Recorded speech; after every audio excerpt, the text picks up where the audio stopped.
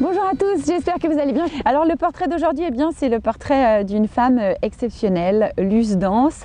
Il y a 6 ans, elle habitait à Singapour. Elle est enceinte de son 3e enfant, sachant qu'elle a eu du mal à avoir les 2 premiers. Et à 7 mois et demi, on lui diagnostique un cancer du sein assez grave. On lui demande de faire une césarienne d'urgence, puis tumorectomie, plus les traitements qui suivent derrière. 6 ans plus tard, Luce se relève et elle a la géniale idée de créer See My New Me. Je l'ai rencontrée lors d'un de mes déplacements à Paris. Elle était elle également à Paris puisqu'elle habite à Bâle. Rencontre avec une super nana.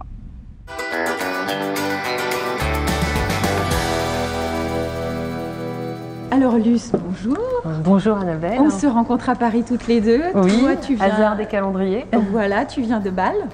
C'est bien ça. Et moi de Genève. Alors j'avais envie de faire ton portrait depuis un petit moment puisque tu reroutes très souvent les informations de Hope et tu as créé toi un blog que je trouve formidable qui s'appelle See My New Me. Donc raconte-nous un peu ton histoire. Toi, tu as été malade. Tout à fait. Dans un premier temps, je suis retournée au travail. Donc j'ai pas voulu changer ma vie. Et c'était quoi ton job? J'étais dans la banque privée. Et quand je suis retournée au travail, au bout d'un moment, j'ai vraiment été en perte de sens totale. Et du jour au lendemain, c'était plus possible. Et puis par ailleurs, j'étais allée voir différentes psychiatres, psychologues. Et je trouvais que j'en sortais pas trop. Je tournais en rond, voilà. À cette étape de ma vie, en tout cas, ça n'a pas marché. Mais par contre, je suis allée voir une coach qui m'a donné qui m'a aidé en fait à reprendre une petite activité. Donc, ce que j'ai fait après la banque, c'est que j'ai vendu des bijoux. Et puis, quand j'ai vu qu'en me donnant comme ça des objectifs, une vision de ce que je pouvais devenir, en me faisant travailler sur qui j'étais, mes valeurs, je me suis dit, je vais faire une école de coaching, ça va m'aider en tant que développement personnel, quoi, pour moi. Et puis dès que j'ai commencé, j'ai su que j'allais devenir coach. Là, c'était la révélation. J'ai su que j'allais devenir coach. Et quand j'ai commencé ma pratique de coach, après j'ai déménagé en Suisse. Et quand je suis restée qu'une année, quand je suis revenue en France et que j'ai vraiment commencé à monter mon entreprise de coach, je me suis dit, mais cette vision de son avenir, on ne la donne pas aux gens qui sont dans la maladie. Il y a beaucoup de groupes de soutien qui sont super pour aider les gens en traitement. Il y a après de l'après-cancer sur de l'employabilité, il y a de l'après-cancer sur de la créativité, mais juste expliquer aux gens qui sont dans la maladie et à ceux qui les entourent aussi et qui les soignent qu'il faut continuer à se projeter, même si on est entouré de morts, parce que quand on va dans les hôpitaux, c'est assez morbide. Je voulais vraiment passer ce message-là aux gens, en faisant témoigner des gens qui avaient fait des petites choses, des gens qui avaient fait des grandes choses, peu importe, dans différents secteurs, des hommes, des femmes, tous les types de cancers, etc. Du coup, comment tu les recrutes? Alors moi, je sais que c'est Sophie qui m'avait contactée en disant je vais faire un portrait de toi par rapport à Hope, mais comment c'est les gens qui viennent vers toi? C'est toi qui... Alors, ça dépend des cas de figure. Bon, déjà, je me suis entourée d'une équipe. Ça, c'est aussi quelque chose. Combien? On est 6. Ah ouais, 6, voilà. Que des bénévoles aussi. Que des bénévoles. On est 6, donc je vais les citer comme ça. Donc, il y a Sophie Moreau, il y a Marie Tara, il y a Anne Goriot, il y a Magali Caillard et il y a Élodie Imbert. Elles ont toutes été malades? À l'exception d'Élodie, qui est en fait une amie que j'ai embarquée dans le projet parce qu'elle est graphiste et quand j'ai créé la page, je l'ai embarquée dans le projet et elle nous soutient. Elle est aussi très impliquée dans la maladie.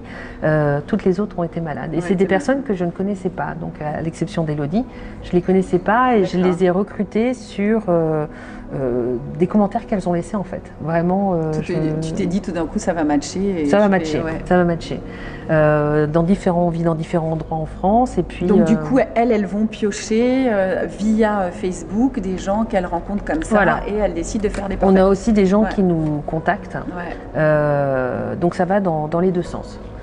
Donc l'idée c'est vraiment à travers ces portraits, à travers ces témoignages, de donner envie à celles et ceux qui passent par la maladie de se projeter dans quelque chose de nouveau et de se dire que tout est possible encore. Voilà. Voire même plus. Oui, vraiment c'est tout à fait ça. C'est vraiment d'intégrer le cancer comme à la fois une une étape. Une interruption dans sa vie, hein, puisque c'est vraiment un élément disruptif dans notre vie.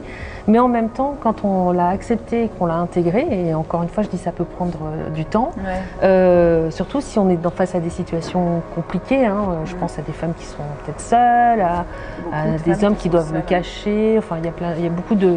Plus la situation est complexe, plus c'est difficile aussi. Hein, c'est de l'intégrer dans son identité et pour en fait créer son nouveau moi. C'est pour ça que c'est vraiment See My New Me avec un C pour cancer, mais avec My New Me qui est pour moi le cœur du projet, quoi.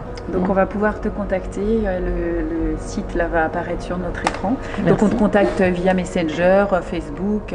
Voilà, on a un site internet depuis peu, www.seemynewme.com. Et il y a en bas de page d'accueil la possibilité de cliquer sur un bouton Je témoigne où on peut laisser son témoignage.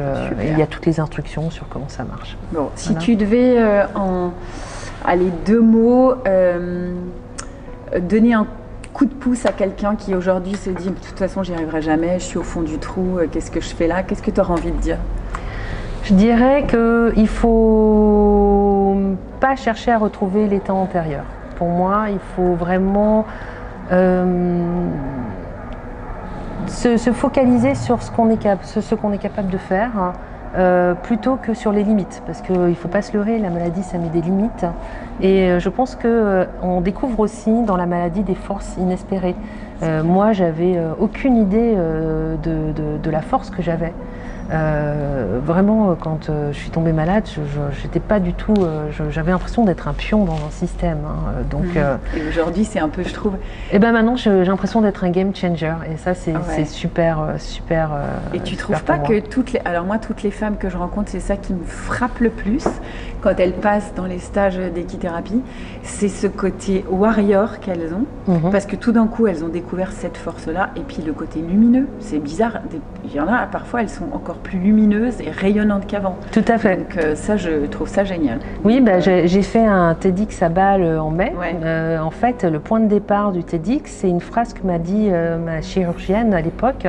Je lui ai demandé, mais quels sont les patients qui survivent en général? Et elle m'a dit, mes patients heureux tendent à survivre plus. Et j'étais là... attends, je suis au fond de la maladie, je suis au fond du trou et tu me dis d'être heureux, c'est une drôle d'injonction quand même. Et en fait, à partir du moment, comme j'étais dans l'esprit, je vais tout faire pour m'en sortir, donc je fais tout ce qu'il faut. Je dis, dans les petites cases à cocher, là, il faut être heureux.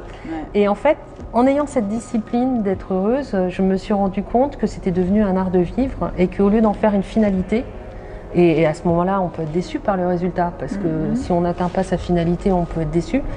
J'en fais plutôt un moyen, un processus, et du coup, ça change vraiment toute la donne.